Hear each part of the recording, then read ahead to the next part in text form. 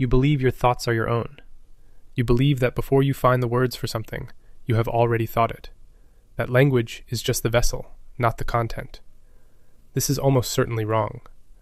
The language you were born into does not just describe your reality. It actively shapes which parts of reality you can perceive, categorize, and hold in conscious thought. If your language has no word for a particular shade of blue, your brain is measurably slower at detecting it. If your language has no word for the number 12, you cannot reliably distinguish 12 from 13. If your language has no concept of left or right, you navigate the world using entirely different cognitive hardware. These are not metaphors. They are results from controlled experiments, brain scans, and decades of cross-cultural cognitive research. Your native language is not a neutral tool. It is a filter, built by people who lived thousands of years ago, in a world nothing like yours, solving problems nothing like the ones you face.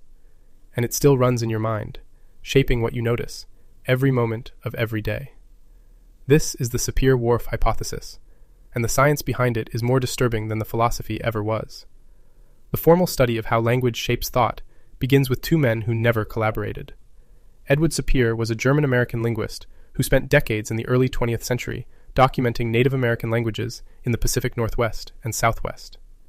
Benjamin Lee Whorf was an amateur linguist, a fire prevention engineer for an insurance company in Connecticut, who studied Hopi and other indigenous languages in his spare time.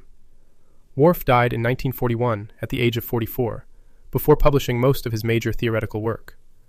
But a paper he wrote in 1940, Science and Linguistics, contained a claim that would define cognitive science debates for the next 80 years. He argued that the Hopi language, which lacks tense in the Western sense, leads its speakers to conceive of time itself differently, not as a moving line, but as an accumulating intensity. This became the strong version of what is now called the Sapir-Whorf Hypothesis, that language does not merely influence thought, but determines it, that some thoughts are literally inaccessible to speakers of certain languages. The strong version did not survive scientific scrutiny. Languages that lack a word for a concept are still used by people who can understand and reason about that concept when it is explained to them. But the weak version, that language systematically nudges cognition in measurable ways, making certain distinctions easier or harder, faster or slower, has been confirmed repeatedly in the most rigorous experimental settings available. The most extensively studied domain is color. In 1969, Berlin and Kay established that languages categorize color in a predictable sequence. Two-term languages always split dark and cool from light and warm, and three-term languages always add red. This suggested color categories might be partly universal, an apparent challenge to the idea that language shapes what we see. The experiments that followed told a more complicated story. The Himbā are a semi-nomadic pastoral people living in northern Namibia. Their language has no separate terms for blue and green. Both fall under a single category called buro. In 2006, Jules Davidoff at Goldsmiths University of London ran a now famous experiment. He showed Himbā participants a circle of 12 colored squares, 11 of one color, one slightly different, and asked them to identify the odd one out. When the odd square was a different shade of green, Himbā participants found it quickly, because their language draws fine distinctions between greens. When the odd square was blue, a color their language does not separate from green, they struggled significantly. English speakers showed the opposite pattern. The blue square was effortless, the green distinctions were slow. Neither group was colorblind, both were perceiving the same photons. But the speed at which their brains processed and distinguished those photons, the ease with which the distinction reached conscious awareness, was directly modulated by whether their language named it. In 2006, Aubrey Gilbert and colleagues at UC Berkeley published a study measuring how language lateralization affects color perception. Because language processing is predominantly left hemisphere, stimuli in the right visual field should show stronger language influence, and color category boundaries produced faster reaction times when targets appeared there. When participants were given a verbal interference task during the test, the advantage disappeared. A spatial interference task left it intact. Language was actively participating in color perception, in real time, at the level of neural processing. The Russian blue experiments made this concrete. Russian has two separate basic color terms for blue, siniy, which covers dark blues, and goluboy, which covers light blues. English treats both as variants of a single category. In 2007, Jonathan Winawer at MIT and colleagues measured how quickly Russian and English speakers could discriminate between two shades of blue. When the two shades fell into different Russian categories, one siniy, one goluboy, Russian speakers were significantly faster at discrimination than English speakers. When both shades fell within the same Russian category, the speed advantage disappeared entirely. Russian speakers were faster not because they saw better, but because their language had pre-built a perceptual boundary at exactly that point in the spectrum. The effects of language on thought extend far beyond color. The Guugu Yimithirr people of northeastern Australia do not use egocentric spatial terms. They have no words equivalent to left, right, in front of, or behind. Instead, they navigate entirely using cardinal directions, north, south, east, west, relative to the landscape, not to their bodies.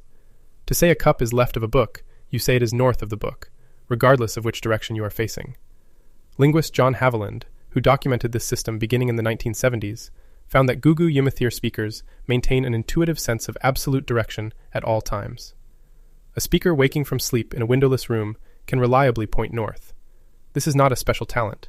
It is a cognitive consequence of living in a language that has given you no egocentric alternative. Lyra Boroditsky, a cognitive scientist at the University of California, San Diego, has spent 2 decades mapping the cognitive signatures of different language systems. Among the Kuuk Thaayorre of northern Australia, who also use absolute cardinal directions, she found that temporal cognition follows spatial structure. When English speakers are shown photographs of temporal sequences, a person aging, a banana being eaten, they arrange them left to right. Hebrew speakers, who read right to left, arrange them right to left, but the Kuuk Thaayorre arrange them east to west, so the physical direction of the arrangement changes depending on which way the participant is facing when they sit down. In Mandarin Chinese, temporal relationships are frequently expressed vertically. Earlier events are shang, up, and later events are xia, down. Boroditsky showed in 2001 that Mandarin speakers were faster at confirming vertical temporal relationships when primed with vertical spatial images, an effect English speakers did not show. Among the Aymara people of Bolivia and Peru, the past is in front of you, naira, meaning eye or front, because you can see it. You have already lived through it. The future is behind you, chipa, because you cannot see it. It has not yet arrived. Linguist Rafael Núñez at UC San Diego confirmed in 2006 that Aymara speakers' gestures mirror this structure. They gesture forward when discussing past events, and backward when discussing the future. The relationship between language and number is perhaps the most philosophically disorienting. The Pirahã of the Brazilian Amazon, documented extensively by linguist Daniel Everett beginning in the 1970s, speak a language with no recursion, no color terms, and no precise number words. They have terms meaning roughly a small amount and a larger amount, but no counting system. Peter Gordon at Columbia University ran a series of tasks in 2004 asking Pirahã participants to match collections of objects. Up to 3, performance was near perfect, but above 3, accuracy declined rapidly. Participants struggled to reliably distinguish 7 from 8. The Munduruku of Brazil, studied by Pierre Pica at CNRS in Paris, show the same pattern. Number words only up to 5, and for larger quantities only approximate terms. In arithmetic tasks, Munduruku speakers performed accurately on approximate calculations, but failed consistently at exact arithmetic, requiring numbers beyond 5. Quantity existed for them, but precise, discrete enumeration did not, because their language provided no scaffold for it. Language also shapes what your grammar requires you to notice every time you speak, a phenomenon the psycholinguist Dan Slobin called thinking for speaking.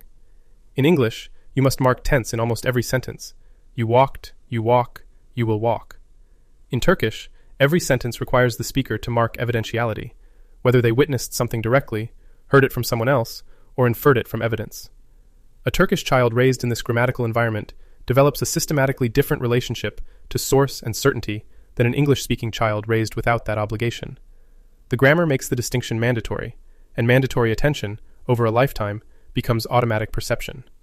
In German, the word for bridge, Brücke, is feminine. In Spanish, puente is masculine. In a 2003 study by Boroditsky, Schmidt, and Phillips, German and Spanish speakers were asked to describe objects whose grammatical gender differed between the two languages.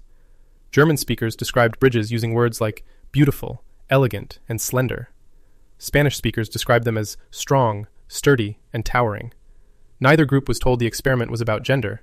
The grammatical assignment, baked into the language from birth, had silently organized their aesthetic perception of an inanimate object. No one is claiming that speakers of different languages inhabit entirely separate realities, but the cognitive tools available to categorize, store, and compare aspects of that world differ, by milliseconds in some experiments, by categorical leaps in others, and those milliseconds accumulate. The distinctions your language marks as important become the distinctions your mind processes automatically, without effort, below the threshold of awareness. The distinctions your language ignores become distinctions you can still make, but only with effort, only after deliberate attention, and only imperfectly. Here is the implication you are now sitting with. The language that runs in your mind was not designed for you. It was assembled, word by word, over thousands of years, by communities solving problems in contexts nothing like yours. Every color term, every spatial preposition, every grammatical category you deploy automatically, tense, number, gender, aspect, was built into the language before it reached you. You inherited a cognitive instrument shaped by contingency, history, and the problems of people who never knew you existed, and you use it to think your most private thoughts. There are colors your language taught you to treat as the same, distinctions other minds make effortlessly that you cannot, and ways of navigating the world that your grammar has simply never given you. This is not a tragedy. Every language also opens doors. Russian speakers have a finer perceptual vocabulary for blue than English speakers. Turkish speakers carry a built-in habit of tracking information sources that makes them more rigorous by default about the quality of evidence. Kuuk Thaayorre speakers carry a spatial compass that English speakers simply do not have. Each language is not just a filter, it is also a lens, sharpened in particular directions by the particular problems its speakers have faced. The question is not whether your language constrains your thought. It does. The question is which constraints you are living inside, and whether learning another language, or even new vocabulary within your own, might reshape the perceptual edges of your world. Boroditsky has argued that simply teaching people new words for things they had no words for changes how they perceive those things. The edge is real, but it is not fixed. Somewhere right now, someone is experiencing an emotion that you have no word for, and therefore cannot quite hold in conscious mind. There is a shade of blue that another language has named, and that your visual system processes less automatically because of its absence from your vocabulary. You are not less intelligent for this. You are simply human, which means you think in a language, and every language is a particular bet on which parts of reality matter most. The thought you cannot quite grasp, the feeling you almost had but lost before you could name it, that is the Sapir-Whorf limit. Not a cage, a horizon.